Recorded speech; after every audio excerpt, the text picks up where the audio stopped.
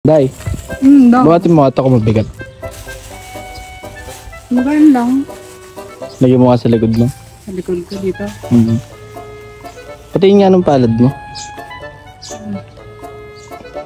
Mga ito. Tapos bigyan mo rin sa akin. Okay. Day. Kung nasa may mata mo, may dumi. Dumi. Day. Anong Tagalog ng salt? Asin.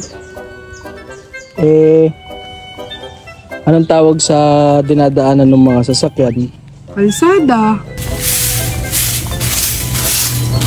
Di pag mama, lilinis ka po.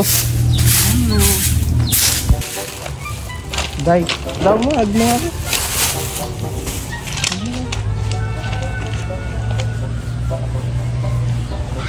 Anong sasabihin mo, Day, pagka binigyan ka ng pera? Salamat. May namamalimos nga pala dito sa amin, kaya naawa ko kaya pinapasok ko siya muna. Bibigyan ko muna siya ng pagkain at nagugutom na siya. Naiyak nga siya kasi 3 araw na daw siyang hindi kumakain at ngayon pa lang siya makakatikim ng ganong pagkain. Kaya tinanong ko kung ano yung madalas niyang kinakain. Ang sagot niya, Asin.